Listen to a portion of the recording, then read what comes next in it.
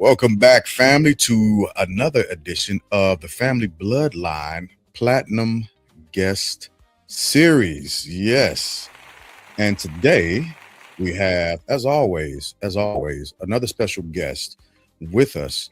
And the information that the guest is about to share is bar none, is ridiculously important, and the listeners should absolutely lean in to what's about to be shared, said, and pay attention to understand how it's going to affect not only them but their children moving forward.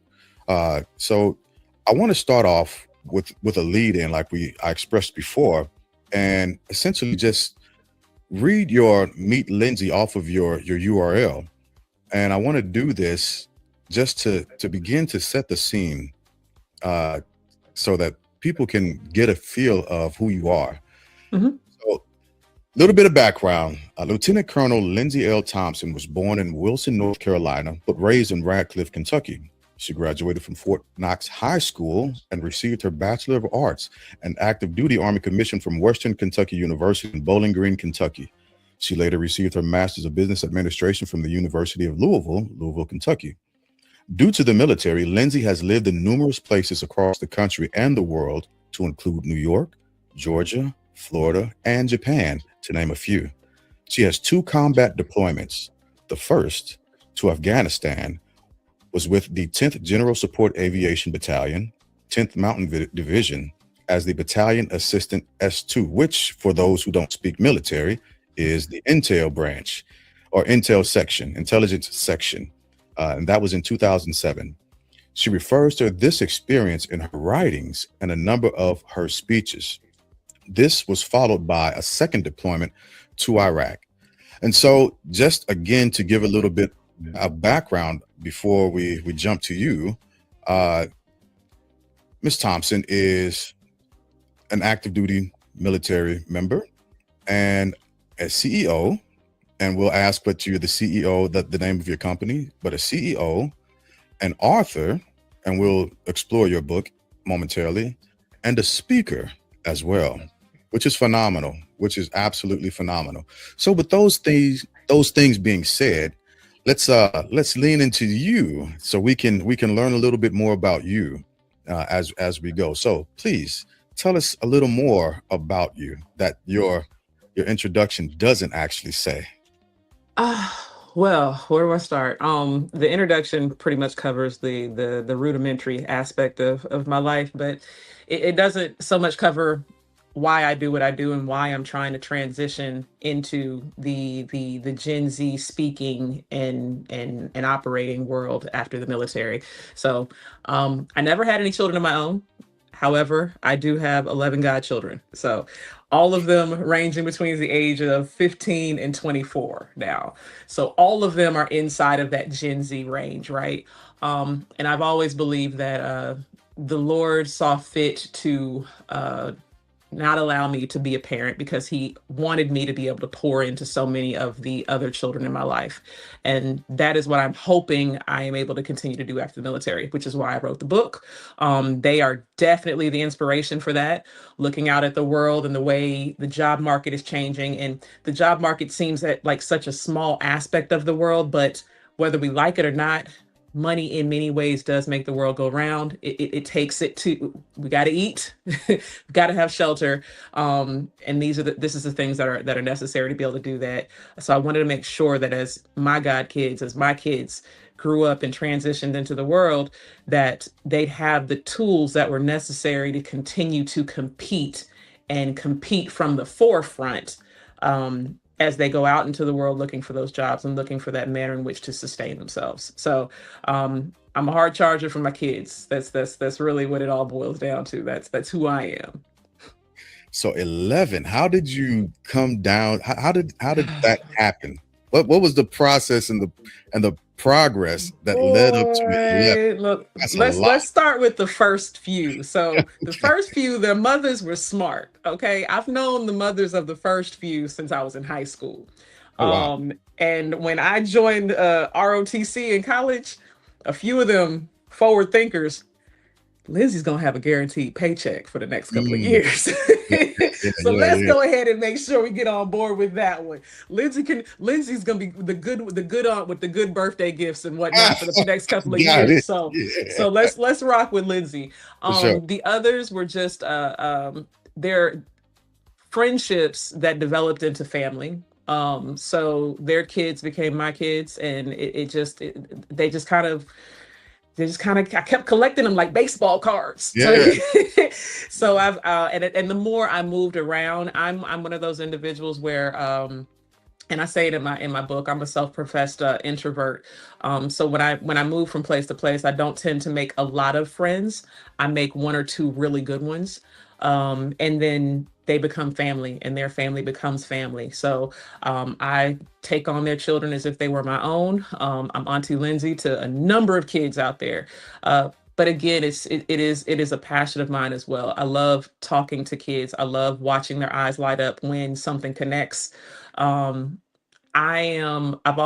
I think I have also that personality trait where I am the protector. I'm also the big sister. I have a younger brother, and it was always my goal to make sure that everything in front of him was laid out. He went to the same high school I went to initially before going to John. He graduated from the same college I graduated from. I remember when my brother was online, getting phone calls from my Eastern Star sisters that were still at Western. It was like, girl, your brother's out here looking like he about to cry. We don't know what's wrong with him. I'm sitting here thinking to myself, yeah, if you only knew what was wrong with him. But Yeah. it's it's a protective aspect of me, and for whatever reason, the younger generation is what's catching it all right now. Yeah, absolutely. I'm on a level also, just throwing that out there. Uh, I've been Okay. traveling, yeah, been a traveling man for a while now. All S- right. Yeah. So you also, I've noticed something in one of your contact uh, descriptions with 1908, I believe it said. I am. I am also a member of the sorority Alpha Kappa Alpha Sorority Incorporated. Okay. So yes, I'm a legacy. So my mother is an AKA, my brother is an Alpha. So yeah, we're holding the D9 down. I dig it. I dig it. That's great. That's great. I have a niece. I think I said this before. I have a niece that is part of AKA out in Mhm. Illinois. So shout out to you, Mackenzie. So let's jump into a little bit further. You how many siblings do you have? Just the one, my younger brother, Desmond. All right,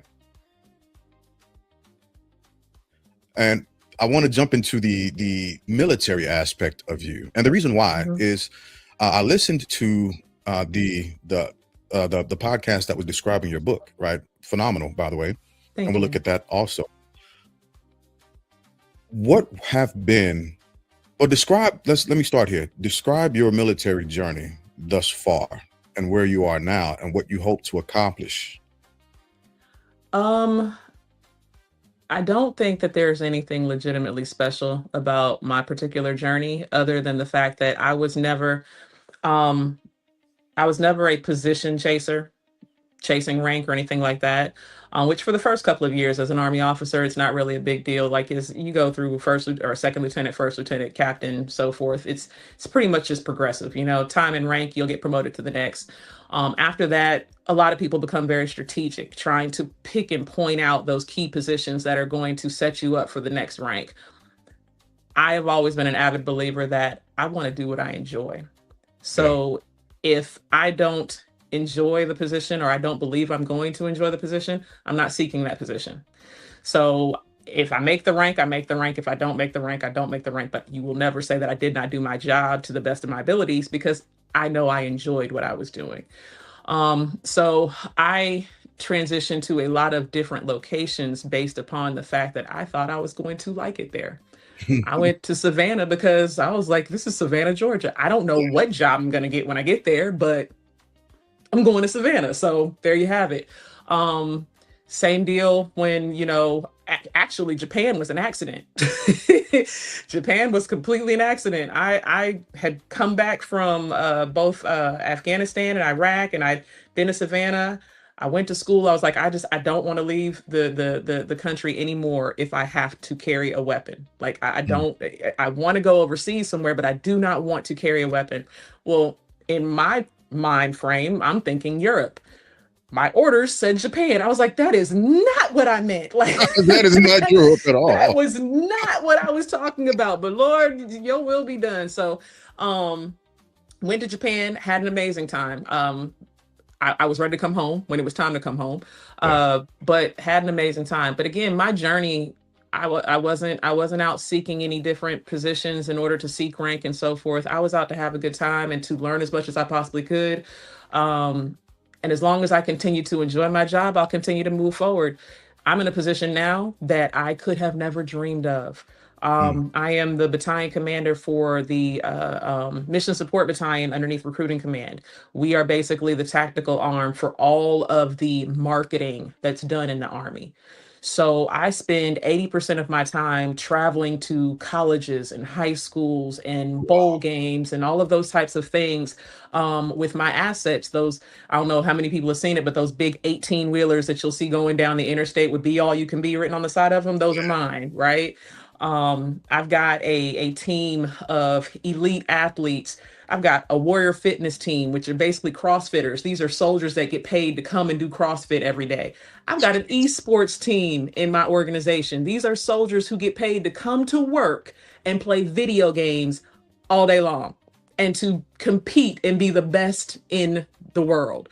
Like, you can't tell me my job isn't amazing. Like, I didn't even know that this existed, and the Yeah. Lord handed it to me. So I'm just like, you know what? As long as I'm having a good time, I'm gonna keep it pushing. But I feel like I feel like this is probably as good as it's gonna get. So Mm. now I'm starting that transition into the retirement phase, the retirement mode. Because I'm just like, it just don't get no better than this. Y'all gonna want me to go back out here and do something Yeah. concerning. I was like, I'm good. I'm good. Nope, Yeah. I'm good. So They're so setting yeah, you up. now I'm starting to focus towards the passion versus just the career. Okay. Good. Good. So how long have you been in? A little over 21 years. Oh, wow. Wow. Well, thank Hmm. you for your service. Thank you. Thank you. You're welcome. And I would like to say that when you decide to hang your boots up and throw your pistols in the water, well, it's good on this side of life. It's good on this I side of life. can't wait. I Hey, can't wait. come join us. We waiting. We waiting. I cannot wait. It's wonderful, especially with the vision that you have for the Hmm. future, right? So I want to talk a little bit about your work, your Hmm. passion. I don't want to call it work because clearly this is a passion that you have. And I could tell that when you were talking to my daughters at the event that I met you and your mother at. Um, you talked a little bit about how you jumped into it, but Hmm. talk about what the thing that attracted you to it, the thing that kept you in it, Hmm. and where you want it to go as you grow it. And we're talking about the business, right? The book and all of that. Absolutely. Yeah. Um, so the thing that attracted me to it, uh, like I said, concern for the future of my kids, concern for the future of my nephew, who is 10 years old now and will be, there's a whole another 10 years of changes to come before he is going to go out into this world. But watching what AI is doing right now in the economy and the way things are changing, um, it's funny because I remember hearing my parents and my grandparents say, back in my Mhm. day, right? And now I find myself going, back in the day, Right. you had to pay somebody to do this, Yeah. or, back in the day, this was an entry level position that I didn't have to have experience to get. Like, I graduated from high school and then I went straight into this job, and this was the job that I utilized in order to get experience and to start my climb up the corporate ladder. And that's changing now. um AI is starting to take away a lot of those entry level positions that we used to cut our teeth on. Mhm. Um, they're saying that within the next 40 or so years, AI could, or excuse me, 4 years, so please get that right, 4 years, AI could ultimately replace approximately 40% of the Wow. entry level positions that our kids are or used to utilize to enter into the job market. to start their initial climb of that ladder. So now you've got 40% fewer entry level positions available for our kids. And the other 60% have now transitioned to a mind frame where they're requiring that these kids have 2 to 3 years of experience Wow. before they'll even hire them. Okay, so then you've got kids coming out of high school and college who are looking to go in, who are looking to compete for this last 60% of jobs that are still available to them. And now, in order to compete, they also have to come with a portfolio of things that they've done before they even graduated. Mm. So it was scary as I was kind of seeing these things. And what I realized is a lot of the things that I've learned over the course of my 21 years in the military, although they don't directly align with the civilian world, they do directly align with the way things are changing. The concept of mentorship, right? Mentorship is something that is beaten very heavily in the military. Go out and find someone who's done what you're trying to do, somebody within your branch, someone within your field who can kind of help you navigate the positions that you should hold in order to continue to progress through the ranks, right? We make it a formalized process. Mentorship is a cheat code for success in any realm.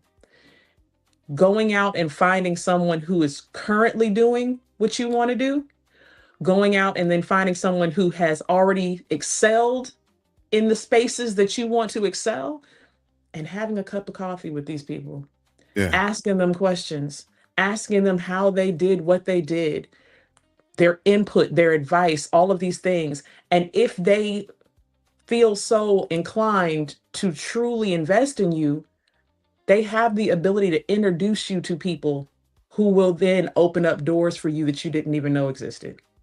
They have the ability to show you which potholes to avoid, which courses to take, which ones are just complete waste of time, right? They're saying now that when it comes to the hiring market, 80% of jobs right now are coming through by way of people who know people. It's Oh, being wow. introduced to something. Resumes and all of that, they're great. But if they don't say the right thing and they don't come with someone behind them who basically does a handshake and says, I vouch for this person, you fall to the bottom of the rung. The other thing is leadership. Leadership is Mhm. something that the military has instilled in us since the day we joined. Leadership is the trust aspect of employment. Leadership shows the people that you're working for, those possible employers, that they can trust that you can communicate. They can trust that you can lead. They can trust that you can actually navigate conflict. That's what they're looking for. They're looking for that maturity and that leadership already instilled. Again, our kids are not necessarily coming out of these schools with these types of courses and these types of experience to garner that trust in these possible employers. And then finally is the real world experience piece. And that's the proof. That is the proof positive that I can do what you're paying me to do or what you're saying you're going to pay me to do. Um, they're not looking for trainees anymore. They're not Mm. hiring you to teach you. They're hiring you to execute. And they want proof positive that you can execute what they're hiring you to do. So, again, the last 60% of these entry level positions are looking for you to come with a portfolio that states, these are the things that I've done. Well, where do they go to get that experience if all the jobs that they would have utilized to get the experience now requires that they have experience to get the job? Yeah. Well, that's where we talk about in the book getting creative. Things like internships. Internships are the new gateway to an actual career. They're using internships as not as part of the hiring process now. So if you want to get in the door, an internship is no longer a luxury, it's almost a requirement, right? Other aspects and other manners in which to get this experience is side hustles, right? Utilizing your mentors and finding jobs, whether they be non-paid volunteer work or paid jobs during the summer, to start to build a portfolio in and around the concept that you would like to work in. So all of these things, spelling it out and packaging it, is what kind of drove me to put this book together.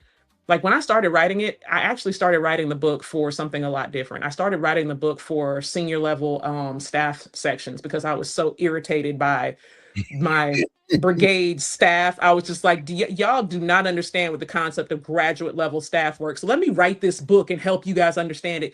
And then I was like, no, these are grown people. I'm not. Yeah. Let me focus on the future.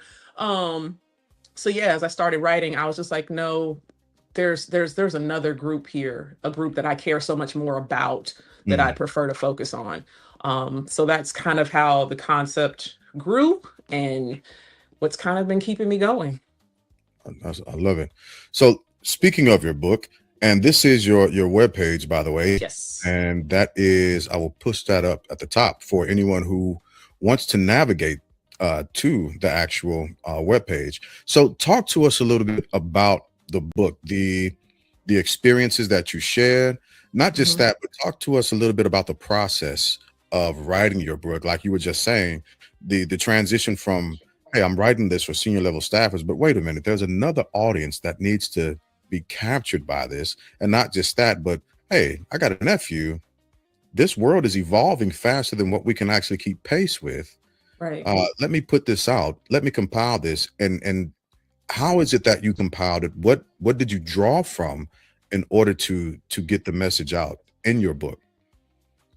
Um, well, like I said, it was initially a it was a angry journal entry directed at my senior leadership staff initially. I was just like, you know what, y'all suck. So I'm gonna basically write this book to tell you how to do your job. Yeah. Um, but again, as I was kind of doing research to help to support the things that I knew naturally by way of my own experiences working for general officers and whatnot, that's when I started to kind of stumble upon some of the information in reference to the current job market and how it was going to start to impact not just, you know, the general employment rate, but the employment rate of the next generation coming into the job market, which happens to be Gen Z. So as I continued to kind of read, mission creep, like I started to refocus what I was, you know, honing in on and started to focus on a solution to something that was bigger than just my gripes and complaints. Um, they say that passion is not what you do for yourself, it's what you it's it's what you provide to others. Mhm. Finding your happiness and provision to other people. And I feel like this is my provision to the next generation and to society in general, whether we want to acknowledge it or not. At some point, this community is going to reside on the shoulders of Gen Z. Yeah. And if we do not set them up for success, then what? Mm. It's not, we will not be here forever.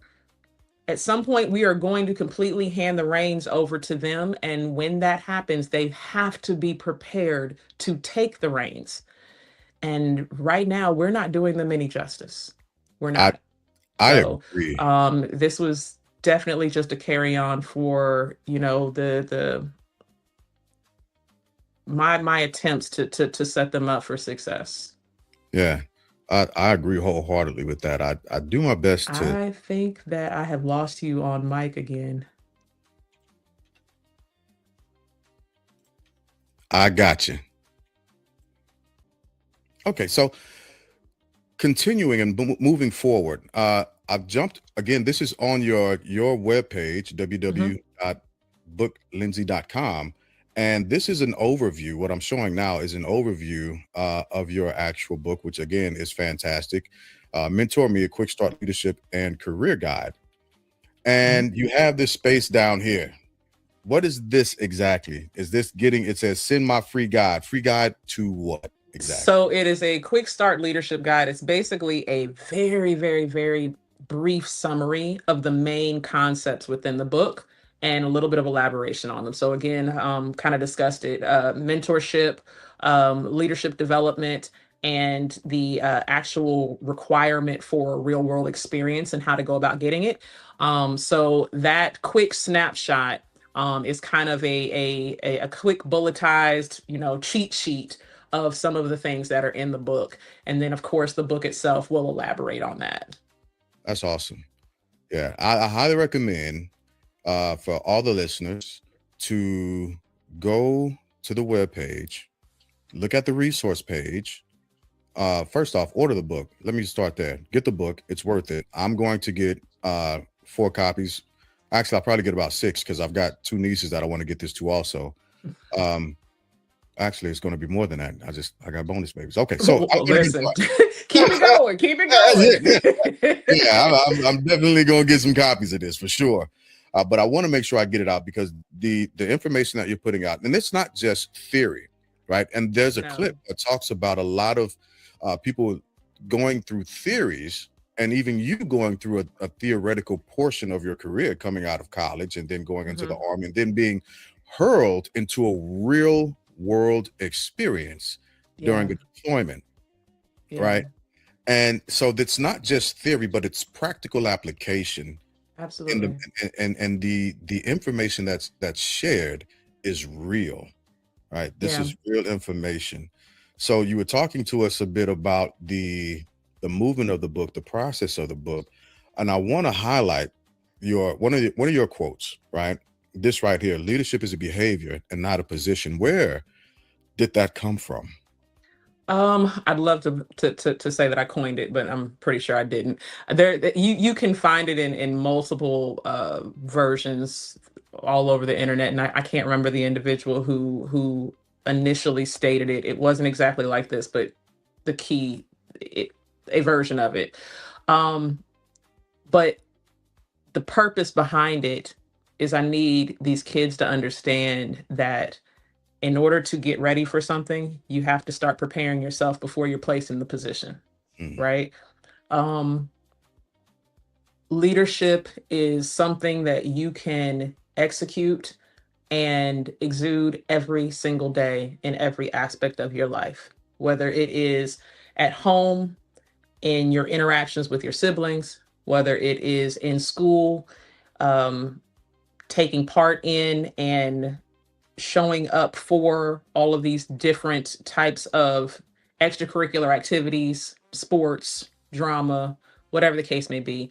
There is always an opportunity to exercise that leadership muscle, right?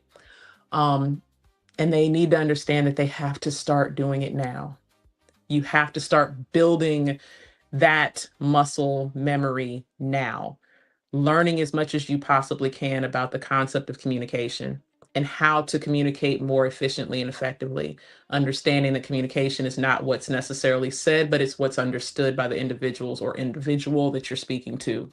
You cannot be a leader if you cannot give direction, and direction that is understood and then executable. Understanding IQ as well as EQ, your emotional intelligence. That's going to help you in the methods of not just avoiding conflict, but directly being able to operate within and around conflict. Every day is not going to be a sunny day. And you have to understand how to work with individuals who may take you there. And because they will. All of these things, again, are expected characteristics of a very, very youthful generation. These are not necessarily things that we had to be as boned up on when we first went into the military or wherever else. We got the benefit of being able to kind of go through a couple cycles in our actual careers before they were expecting us to stand. I've never... She's just a second lieutenant. She's just a lieutenant. Don't worry about the lieutenant. Don't worry about the lieutenant. That was the excuse that we got for a very long time. You're just a lieutenant. They really didn't start taking you seriously until you made captain. And that was only because a captain could be a captain for 8 years. So you didn't know whether or not it was a young captain or this was a captain that was about to make major who's dang near at 10 years of service, right? Right. So, I mean, but these kids, they don't get that luxury. So they have to understand that leadership is a behavior, it's something that you have the ability to exude every single day. You do not have to wait until you're put into a position that basically states you're the captain, you're the leader, you're the one in charge. Be in charge no matter what arena you're operating in. People should always look to you and go like, you know what, I trust that person. I don't know Mm, what it is about him, but that's the one I'm gonna follow. yeah, absolutely. What is your recommendation or advice when trying to seek out and find a mentor, understanding that you're looking for somebody who's already in the position that you want to see yourself? But what Mhm. other aspects of mentorship should a younger person or anybody for that matter uh, look into, kind of like checking the block, as it were, Mhm. to make sure that they're finding the right fit for them? Um, One thing that you want to look for, and this is something that will take you at least one or two meetings with the person to truly evaluate, is their character. Are they in this for you? Right? Are they willing to help? Do they want to help? Um, do they spend the entire conversation talking about themselves and about the grandiose things that they've accomplished in life and never once, hand it over to you? Are they teachers? Are they somebody who's willing to invest in you? Right? Um, it's one thing to go out and want to talk to someone who has been successful, but that person not necessarily be as committed to seeing you progress as they were, or as they are, just talking about their own progression, right? Um, so you have to kind of find the balance. They've been successful, but they also want to see you be successful. The other thing, and this is not necessarily what you're looking for in a mentor, but when you go out looking for a mentor, don't be creepy. don't, don't be creepy when you're going out looking for a mentor. Will you be my mentor? That is, don't do that, Yeah, right? that is weird. Um, go and do some research. Find someone who has, again, like I said, done something that you want to do. Look into one of their projects and be like, hey, I see you did X, Y, and Z. I'm actually interested in doing that as well. I was wondering if you might have a few minutes to talk about that and, kind of give me some ideas as to how I might be able to do something similar. Right. It's a lot of different ways that you can go about it, but don't be creepy. I might, I might have to put that on one of my other podcasts. Be- Whatever you do, don't don't be don't creepy. don't be creepy. Don't be Yeah, creepy. I've had the experience of uh, I worked on the general staff before in the G4, and I was doing a lot with a lot of people, a lot of different sections, and I did have that experience where the soldier was like, "Hey, Sunglass, you be my mentor?" And I was like, "What?" Like, what does that even mean? Like, what do you want from me? Like, being a mentor is a huge responsibility, first off, It and is. I like agreeing with you on a lot of different aspects. It's not a forced entry, as it were. It's a glide path that you take Mhm. because you're establishing a relationship with someone. And again, yeah, wanting to make sure that that person is uh doing well and being able to correct them when they're falling into pockets of error, and just being like, hey, listen, let's move forward together. This is where you made your mistake. I got it, but this is how you correct that, so on and so forth. But Absolutely. I was quite I what do you mean, can I It, be your? but and you know what? But I blame that on the army too, I do because too. again, the army, they made it such a regimented thing. They were just like, well, go out and find a mentor. Well, Yeah, what does that mean? Go out and find a mentor? Okay, fine. So I found somebody who outranks me. Hey, will you be my mentor? And the person that you're talking to is like, me? yeah, What you what the mentor doesn't even know what that means. Like, well, exactly. what do you want me to do? Yeah, yeah, So don't ask the question, will you be my mentor? Ask very specific questions. Hey, you did this. Can you tell me how you did it? Would you mind sitting down and kind of explaining it to me? I'm trying to do something very similar. Would you have a few minutes to sit down and at least tell me what you want from me? yeah, yeah. There's an So expectation on both ends that has to be absolutely. expressed, that has to be communicated. Yeah, that Absolutely. regimented movement that the army has, even in a a software product that's been pushed out there. You've got to go, you've got to identify the mentor, Mm-hmm. you've got to do check-ins with the mentor. Now that's on top of doing your quarterly counseling, yada yada Yep. yada. Like, come on, Yep.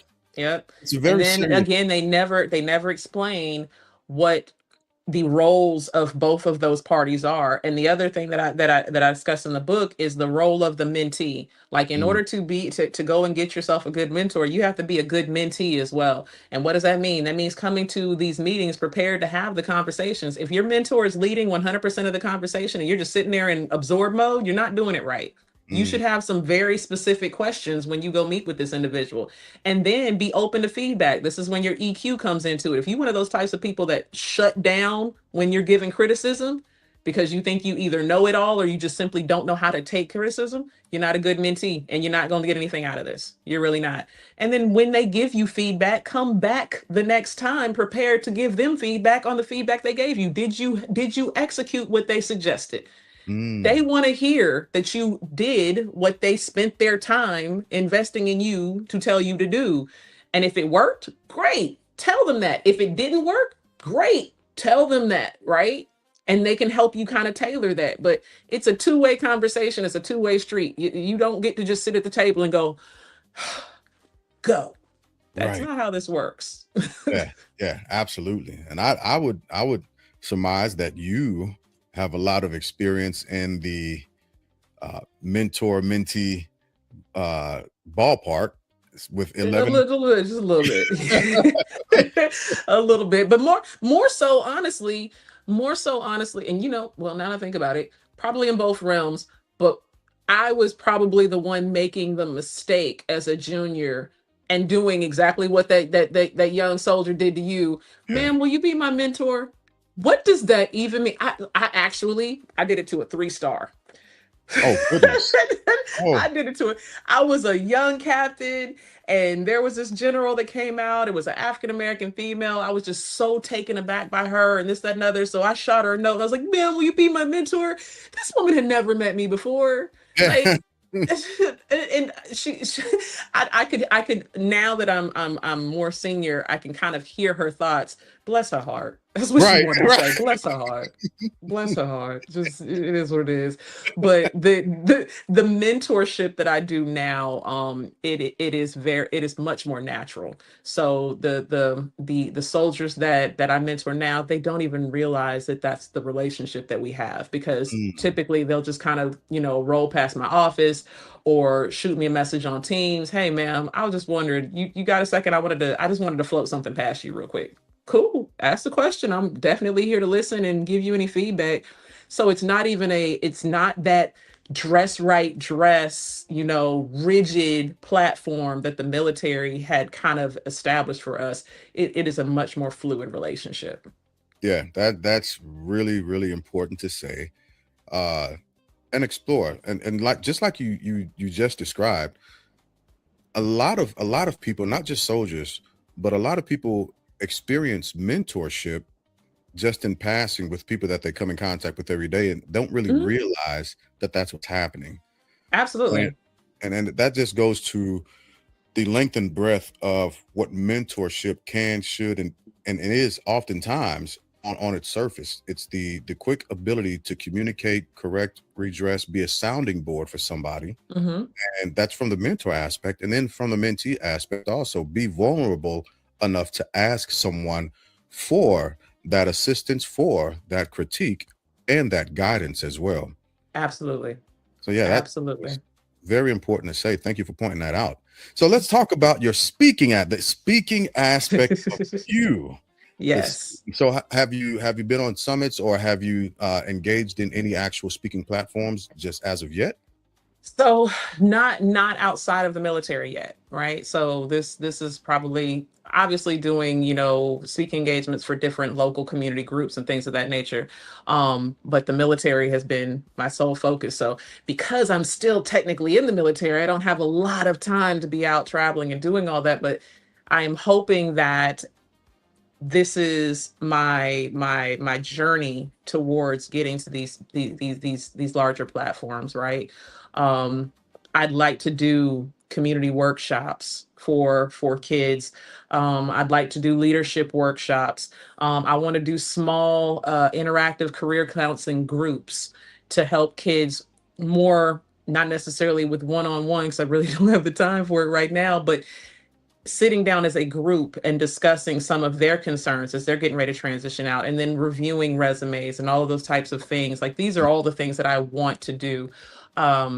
But yeah, the speaking platform at this point has been more so military directed, just because of the nature of my current profession.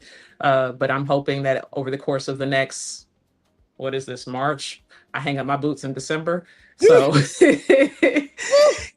come December, I want to hit the ground running, and I want to be able to go out and do, the high school commencements and all of those things. Speaking of which, this book is an amazing high school and college graduation gift. We're getting ready to go into the graduation season. So for those who are still out there figuring out what they're going to get their graduate for graduation, definitely a spot on target, spot on gift.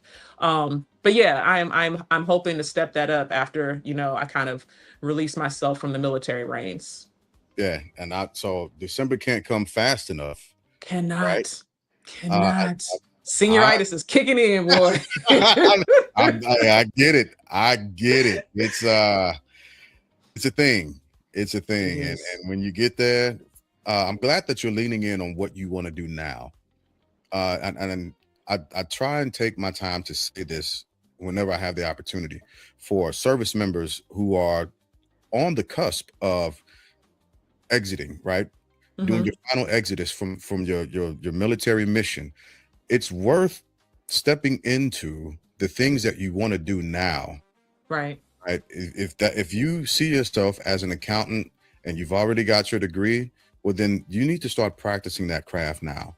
And if you don't have your degree, position yourself to receive and get your degree, right? Whatever you're going to do, wherever you see yourself in the future, you should start doing it at the very least, 2 years before you exit. Absolutely. And the crazy thing about it is the book was really an afterthought, right? So like I said, it started off as a basically a temper tantrum. But then, crazy enough, so my father went to one of the Classic games down in Georgia, I believe. And while he was there, he ran into a retired lieutenant colonel.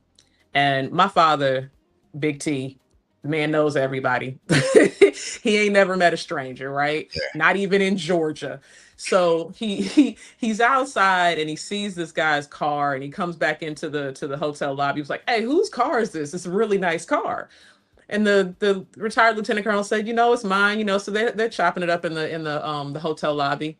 And turns out the guy's father had been stationed up here at Fort Knox while my dad was still active duty. So my dad knew the dude's father. Wow. So they're talking, and he's telling, he's telling the guy, my dad's telling the guy that, his daughter's getting ready to retire, lieutenant colonel. And dude's like, "Oh, I'm a retired lieutenant colonel, blah, blah, blah, blah." He's telling him what I wanted to do. He was just like, "Well, she wants to go into public speaking. She wants to focus on, Gen Z and blah, blah, blah. And she's trying to write a book." This dude was like, "Hey, I've got the perfect person for her." So he hands me the card of a retired Air Force Master Chief who owns his own publishing company. So fast forward, literally 2-3 weeks later, I hit up Lieutenant Colonel Retired Ship. "Hey, sir, thanks so much for the business card. Dad just got back, gave it to me. Appreciate you. Now I am now forever on his what do you call verse of the day, Bible verse of the day text message thread." But I get a hold of retired Master Chief Cunningham, Dr. Cunningham, and Dr. Cunningham is the one that walked me through this entire process. Because Wow. I'd never published a book before. I didn't know how to go about it. I didn't know any of this stuff. So it's just by way God's grace and laying everything out. But Dr. Ship, Lieutenant Colonel retired, became a mentor. Dr. Cunningham, Senior Master Chief retired, became a mentor. So you will pick up a mentor along your journey. And I've never even met either of these gentlemen face to face. Oh, wow. I've not met either of these gentlemen face to face yet. Now, Dr. Shippen or Dr. Cunningham and I, we have routine, Zoom calls or whatever, since, he has helped me publish the book and he's helping me with the whole speaking piece and all that. But I've never met either of these dudes. But they're African American senior leaders within the military who have transitioned out and are helping others do the same, Yeah, follow their passions. that's amazing, man. So Yeah. let me ask you this: where do you see yourself?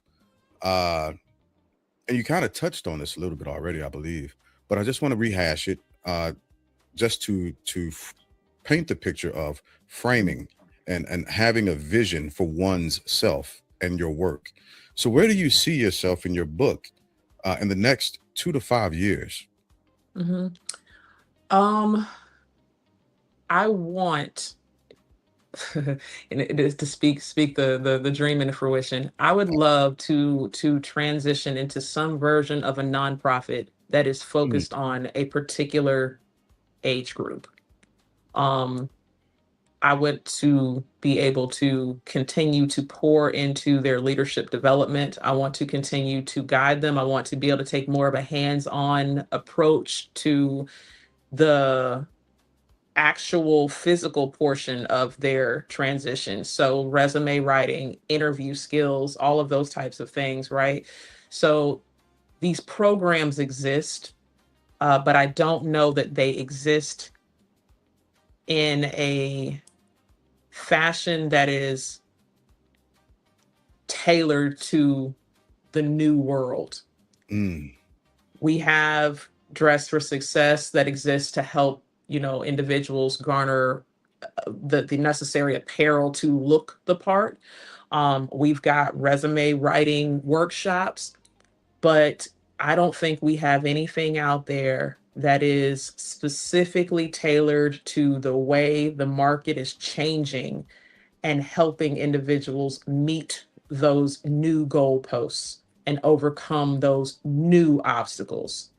It used to be a matter of if your resume is legit, you're good to go. No, that old phrase, your network is your net worth. yeah, It's becoming more and more true. So how are we helping them to build their network, right?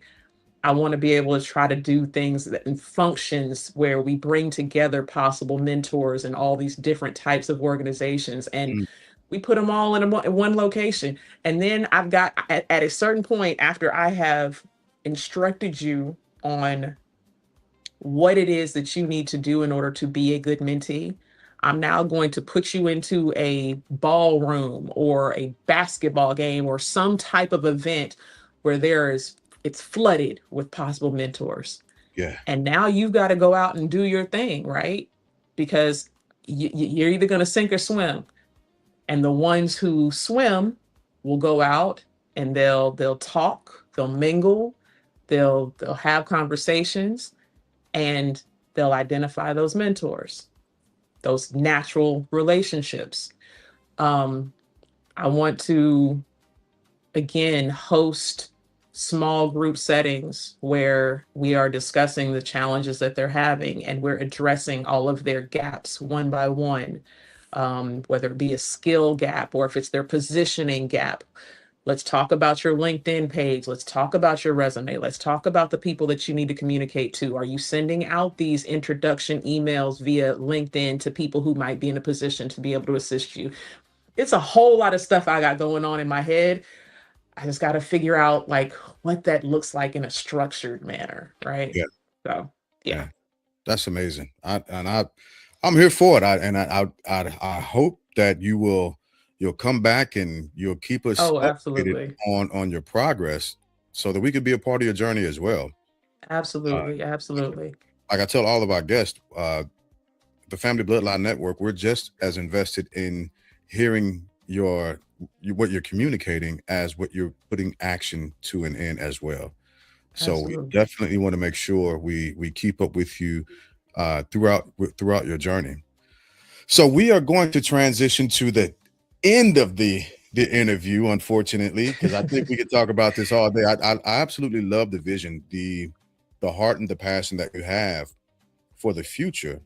I've said on other uh, platforms that I have, the consumerism that our culture has, and what it's been projected to over the next few years, and how much we're actually putting and investing back into our own community, and it's primarily lost. And the fear that I have with that loss, that degradation as we continue, is we will debase ourselves to a point to where we don't own anything, and we're Hmm. hurled back into nothing more than a position of servitude, and Right. not being able to not be able to administer things that we need to administer for Hmm. our section, our corner of the earth, right? And as Dr. Cornell West said, it's not a barrier against anyone, but in order to love the rest of the world, you have to figure out how to love I yourself. love yourself. Yeah, filling up a cup and you allow that cup to spill over, and once that cup spills over, the contents of that cup will flood the table that it's on. But the only thing that comes out of a cup is what you put in it. And if you're not Right. putting the right things in it, the right things won't come out.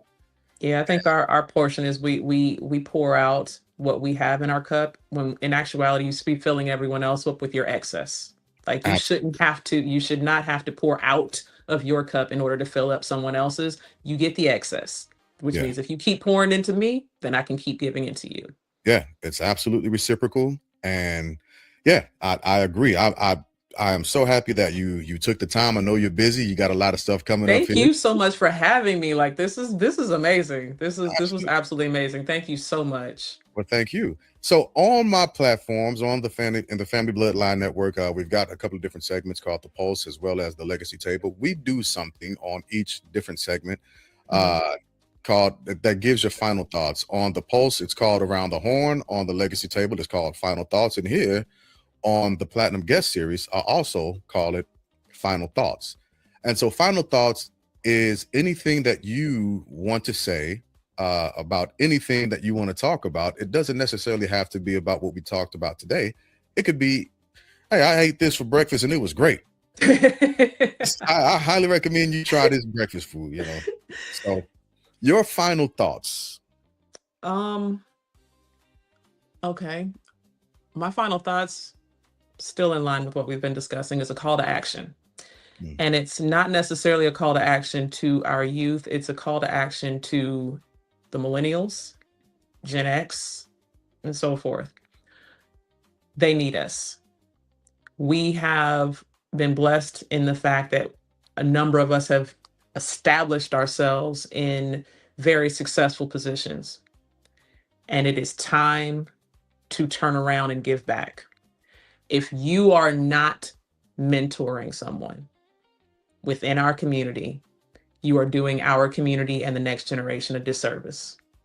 So I am asking, this is a call to action to my generation, to our parents' generation, to go out and actively seek someone who is looking for guidance, right? Yes, a lot of the responsibility should fall on them to come and look for a mentor, but doesn't always happen that way. And some of our kids are very introverted and have not really mm, expressed them. They haven't gotten a hold of who they are yet, and they need a little bit of help. So that is my call to action to the other generations. Go out and help, seek out, give guidance, do all the things, right? Help them get that experience, pull them under your wing, and hey, get some free labor while you're at it. Internships are awesome. It's unpaid labor, but they get to reap the benefits of the actual experience. So that's my final thought. amazing. Amazing. So as always, I appreciate your time and your patience. For everyone who's going to come across these videos, I ask that you share and have the person that you shared it with share to somebody else and continue that trend. Make sure for the YouTube, go to the Instagram, follow, like, and subscribe to these pages. The YouTube and Instagram are the same. It is at LDR Ship Enterprises. Make sure that the LDR, the S, and the E are capitalized on YouTube, and go forth and do great things with that. Interact, ask questions, pick brains, Absolutely. and again, assist where you can. So once again, thank you for hopping on. I appreciate you. Thank you for your time. Stick around with me for a moment, and we will see you all on the next round of the Platinum Guest Series. Thanks.